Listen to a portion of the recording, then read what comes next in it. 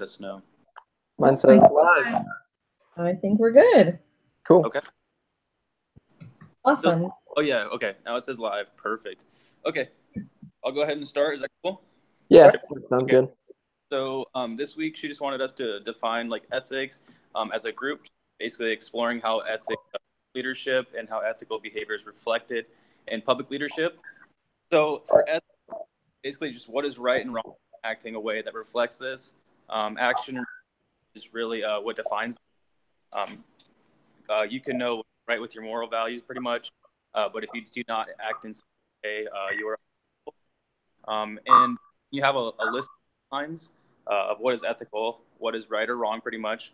Of course, we want a leader to behave in ways that are right, not lying when possible, not selfish. By understanding that followers want ethical leaders, leaders ought to have ought to behave ethically to be more inviting to the public and great order following. So that's what I have for ethics. Cool. Oh. I can go next. So yeah, I definitely agree with everything you said, Jacob. I think for me, like whenever I thought about, I guess back to the basics for me, like the first thing I think of when I think of ethics is integrity. Because a lot of what you talk about whenever you are talking about ethics, I think it all goes back to integrity. Like our book mentioned, our book kind of went over like the challenge of responsibility, the challenge of information management, and so on. And ultimately, I think a leader with integrity first and foremost is gonna be able to do a lot more than a leader that doesn't tell the truth or maybe doesn't tell the whole truth, and so on. Because ultimately, even if it's sometimes for a greater good in a specific situation, I think a lot of the times that stuff still comes back to bite you in the butt, and it can ultimately cripple everything that you try to build as a leader. And so for me, that's like that's a huge thing. And just like you said too, it's shown through actions.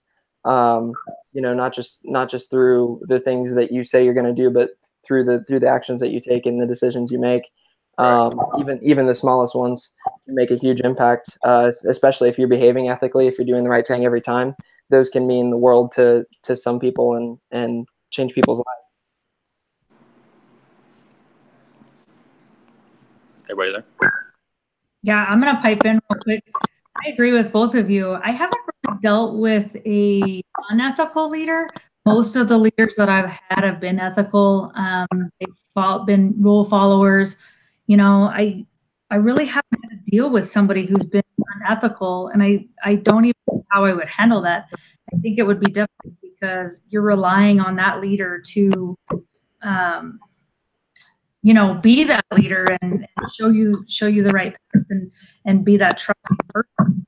So I just found it kind of interesting that, how somebody would handle that. And I kind of looked at, some politics and unethical things that have happened over the last year or so.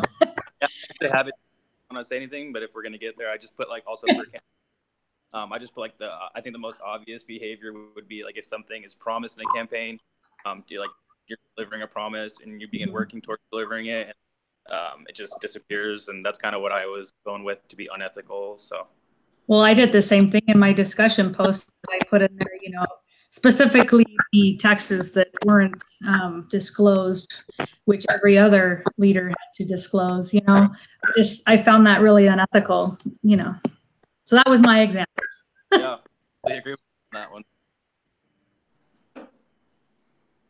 So Siobhan, with, you saying you've never dealt with an unethical leader before, excuse me.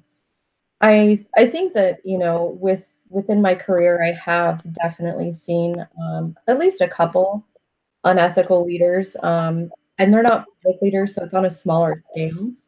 But, disregarding policy and not doing what's right, it was interesting to watch how those issues came out.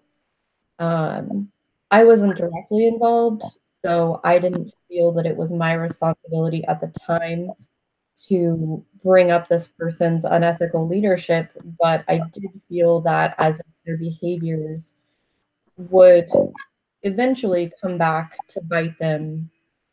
So if we look at the components of ethical leadership, there's moral sensitivity, the recognition that there is an issue, moral judgment, deciding to do what's right. I think that this person in particular made a selfish decision, and chose to, have the motivation, which is another component of ethical leadership, to not do the right thing for their people because it was a self-serving sort of an action.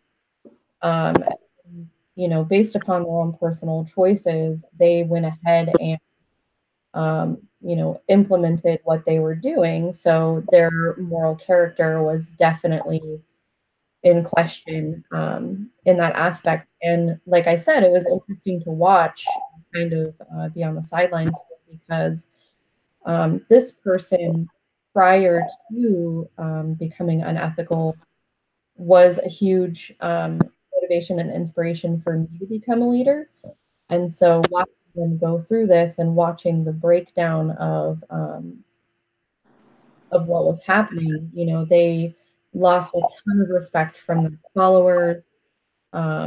People at work started dropping like flies. There was a really negative morale within the store because of what was going on. So it was just interesting to kind of watch how that breakdown can happen. So going back to what Taylor said, if you're an ethical leader, I do think that things kind of just fall in line. You show to your followers that you are a stand-up person. They'll start to build that trust within you, and they'll be okay. They'll want to follow you. But on the flip side, if you're an unethical leader, then you're kind of shooting yourself in the foot, I think. I agree with you, Danielle. It's not that it's that I haven't dealt with a specific unethical leader. It's not that I haven't dealt with unethical people. So unethical coworkers, people who are out for themselves, being dishonest, things like that I dealt with. Just not necessarily a leader, close to me, if that makes any sense. Yeah, that totally makes sense. Yeah, I think it's worth mentioning too, like the dilemma of being under an unethical leader. I think that definitely goes. That's where it kind of starts to lead into. You start to talk about like servant followership and courageous followership and stuff like that. And like our textbook mentioned that like servant leaders. I thought it was important to like understand that servant followers have an obligation to their leaders, but they also have an obligation to the institution. And at that point, when you are in a situation like that, you have to draw the line and kind of like say, okay, this is for the betterment of the organization as a whole. And kind of just recognize when to draw that line is important. But anyways, so yeah, and I'll go ahead and chime in. I'm getting weird back in the record, one of my discussion boards, I kind of made a post about the office drill and training. And can everybody hear me all right? Yeah. Okay. I can hear you better now. But the whole thing was he basically gave immunity to everybody that was willing to come out and come forward with any issues they had. Oscar said, "Yeah, I take long lunches." Kelly admitted to downloading pirated music, and another person, Meredith, talked about basically sleeping with a supplier for discounted goods. And it's like, yeah, there's a whole, the humorous side of it and everything, but really it starts with him leading the ethics thing. Your manager has to be it, but then I also kind of like what Taylor was saying is the followers kind of share that responsibility. They should have been realizing, hey, this ain't right. There's stuff going on here. And I mean, of course, the show is built to be humorous and everything, but it's kind of that really, I mean, stealing time, how many people play on the internet and everything else in their current jobs. And, it's kind of, you are stealing time. You're getting paid to do a job. And if you're goofing off or taking a longer lunch, I mean, that is an ethical thing you should be aware of and try to stay on top of. Yeah, that's a form of theft. Did you, Brian, did you say you wrote about that in your discussion post? I did. Oh, I wrote about the exact same episode on my discussion board post. Yeah. Yeah, it was funny. It's also a great episode. If you haven't watched it, you should go watch it. It's really hilarious. You haven't watched it at least 18 times or so? Yeah, right. Does anybody have I'm sorry, what was that? I said, does anybody have anything else? I will add, like, I kind of followed up with what Brian talked about in that episode. Like the ethical dilemma in that episode, which was interesting to me, goes even further. Like after Meredith reveals all that she's doing, all this crazy stuff. The crazy part at the ending is like the HR rep, who is Holly, she decides that she needs to notify corporate and take action about Meredith doing these unethical things. And so she contacts corporate, and it goes even further because corporate kind of like scalds her for even saying something.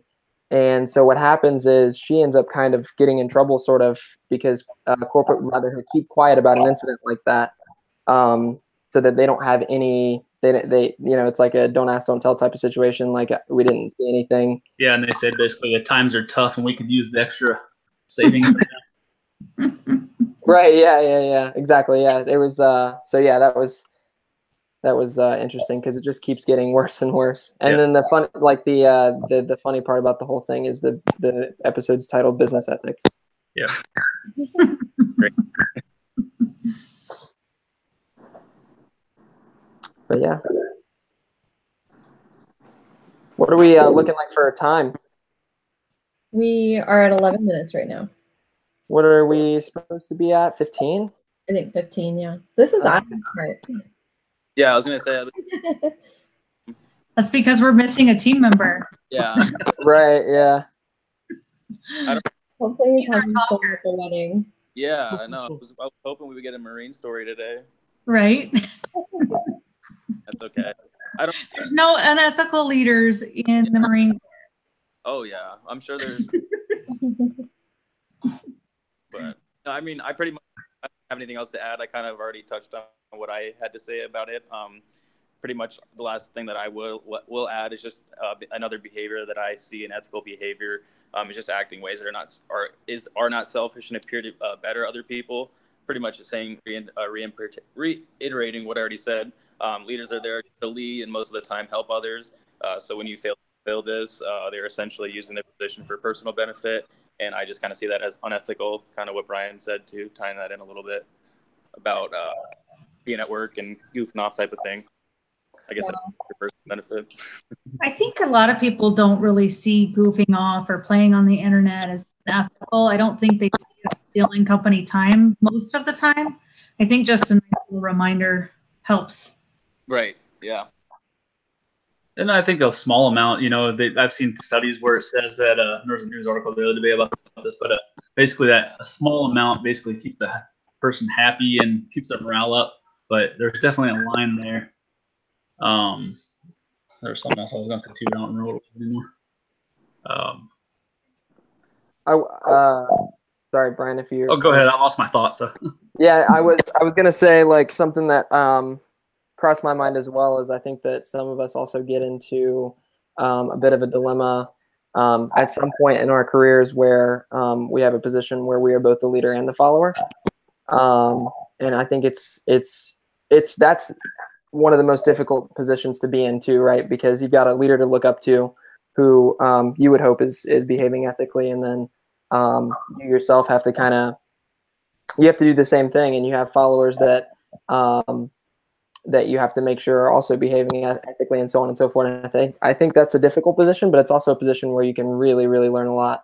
And having that time in your career where you get to be in that position is somewhere where you can like like I said, you can take time to observe and take away things that you think are things that you want to be as a leader ethically, and ways to not act, ways that don't work out. Or you can, I mean, it's unfortunate to witness someone not do well and behave ethically, and kind of watch them suffer from it. It's unfortunate, but it is a good learning curve, if nothing else. Yeah. And I do remember what I was going to say. I was just going to kind of ask if, like, we have a yearly ethics recommit we have to do, and it's just kind of a blow-off thing. And I was just curious you guys all had to basically do the same thing at your companies, and if it was taken seriously or if it was just a blow-off thing. We do have ethics training as managers at Starbucks. It's like a 6-hour online course, and you have to pass a test at the end. So I'm not sure if everybody takes it seriously, but I feel like I do. I think that's in a lot of places, right? Like, you know, nowadays we all have the online little trainings we have to sit at for a week before we can actually work, and everybody just kind of clicks through them and tries to get through them as fast as they can or whatever. At some point, I'm sure we're all guilty of that a little bit, but it is definitely important. And I think you know, as long as us as leaders or future leaders are making sure that we are leading by example, then, you know, the importance will shine through with those types of things. I had a question for you, Taylor. You were sharing that some of us are in positions where we're both the leader and the follower, and that can present certain challenges. Sure. Being in a position of both being a leader and a follower promotes more ethical behavior because you have both sides to work for, or? Yeah, so I'm glad you asked me that, because I was like struggling to get my point across without delving too much into it or whatever. But like basically, like for me, I manage a local coffee shop here in Jacksonville, and so like, you know, I have my upper level management, which is pretty much the owner, and I work very closely with him, and then we have everybody else that works at the store. And so for me, you know, there are a lot of times where I feel like it makes it difficult sometimes to be ethical for both sides of the team, right? Like you have your leadership team who's telling you to do one thing sometimes, and then you have the people who are hoping that you are doing right by them every single time. And sometimes that poses, I mean, it's tough, and you have to be creative to find solutions to that.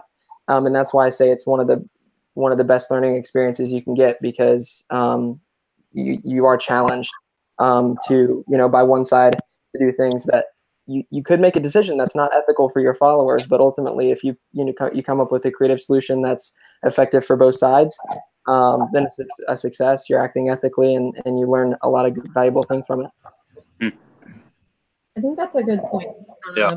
I feel this good pressure sometimes where leadership wants or expects one thing, and that doesn't necessarily mean it's right for one of my followers. And that really puts me in a tough place to be able to try to figure out what's best for everybody. So yeah, I was just wondering if you felt the same way, I guess. Absolutely, yeah. And you know, like I said, I think it's a great position to be in, because I've never learned more from a position in my career, in my life. So I'm learning a lot now, just being in that kind of role, you know, that type of role. Well, that's awesome. Yeah, absolutely. Does anybody else have anything that they would like to add? I don't think so. I'm good. So I'll go ahead and end the broadcast, and I will let you guys know if I have success or not with posting the link. And if I don't, then we'll use Brian as our backup. All right. Thank you so much, you guys. Perfect. Thanks for Thank you. Yep. Have a All right. good Thanks. See you guys. All right.